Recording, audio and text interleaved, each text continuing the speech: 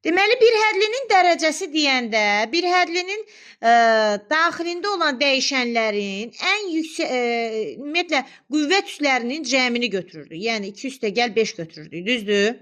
Amma çox hədlini buraya yazaq bir hədli. Bir hədli. Qarışdırmamaq üçün. Burada yazaq çox hədli. Bəs çox hədlinin dərəcəsi nədir? Uşaqlar, çox hədlinin dərəcəsi, istənilən ixtiyarı bir dənə çox hədli götürək. 5x-in kubu üstə gəlinsin 7, üstə gəlinsin 18, x-in kvadratı y, üstə gəlinsin 7, z-in üstü 4. Bunun daxilində olan hər bir hədlinin dərəcəsini tapıb yazırıq. Məsələn, burada 5x-in kubu olan bir hədlinin dərəcəsi 3-dür. Bunun dərəcəsi 1-dir. 18x-in kvadratı y-in dərəcəsi 3-dür. 7z-in üstü 4-ün dərəcəsi 4-dür.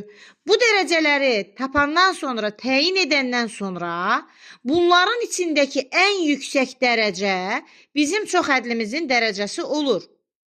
Aydın olur?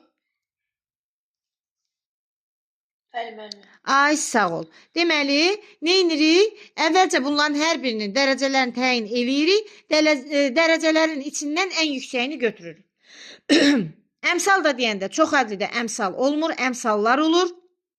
Yəni, bizə deyə bilməz ki, çox hədlinin əmsalını tap. Bizə ancaq onun əmsallarının cəmini tap deyə bilər. Və yaxud da əmsallarını tap deyə bilər. Sonra gəlir burada çox hədlinin sərbəst həddi. Sərbəst hədd bilirsiniz nədir? Sərbəst hədd yanında dəyişən olmayan, yəni ədəddə, hər hansı bir ədəddir. Bax, bu sərbəst həddir. Əgər ədədin yanında dəyişən yoxdursa, bu bizim nəyimiz adlanır? Çox hədlimizin sərbəst həddi adlanır. Çox hədin əmsalını bildik. Dərəcəsini necə təyin etmək lazımdır bildik. Sərbəst həddi bildik. Bir də standart şəkil. Uğur, nə idi standart şəkil? Standart şəkil heç bir hesablama aparmaq olmur. Bəli, heç bir hesablama artıq aparmaq olmur. Sadələşdirilmiş formaya gətirilmiş bir çox hədlidir. Yəni, mən çox hədlinin sadəcə qaydasını verəcəm sizə. Bir hədlinin bir dənə tapşırıqlarını falan möhkəmləndirək. Bir şey soruşa bilərəm. Buyur, buyur.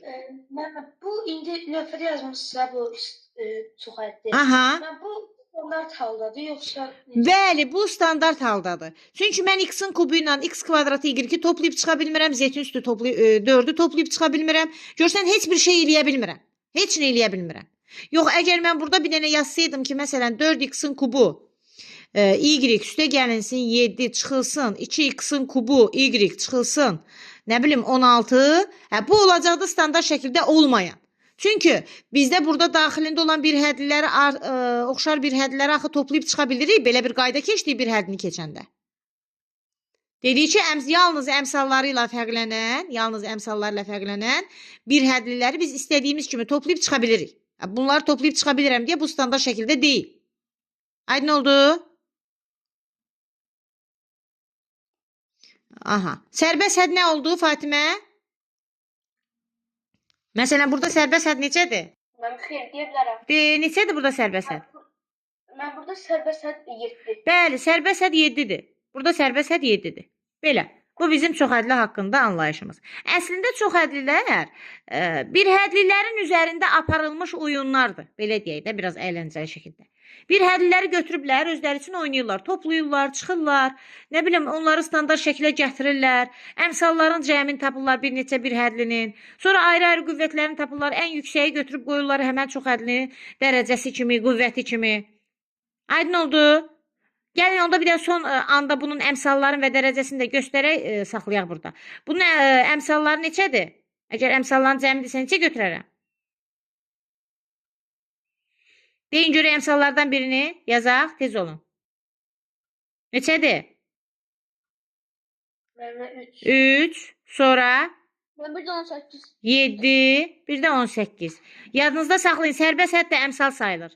Deməli, 3, 7, 18 oldu. Bunların əmsalları özdə müsbətdirlər. Müsbətdirlər.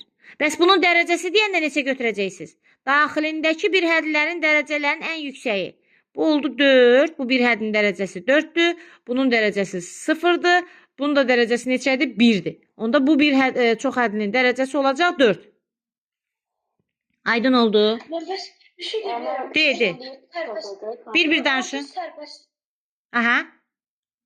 Orada sərbəst hədd 7-dir ha. Sərbəst həddə 7 üstü 2 yazsaydı necə olacaq? Olacaq 49.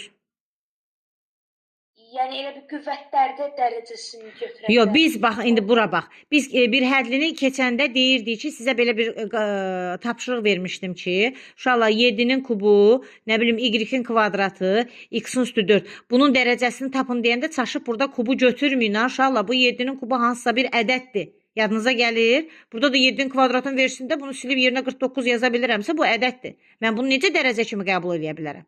Eyni qayda burada da keçərlidir. Necə ki dedim bir hədlidə çaşmayın, onu götürməyin. Burada da eyni şeyi götürməyəcəksiniz. Aydın olur? Məncə elə də çətin bir mövzu deyil. Əgər bir hədini yaxşı şəkildə mənimsəmisinizsə, bir hədli haqqında məlumatınız varsa, bu elə də çətin mövzu olmayacaq.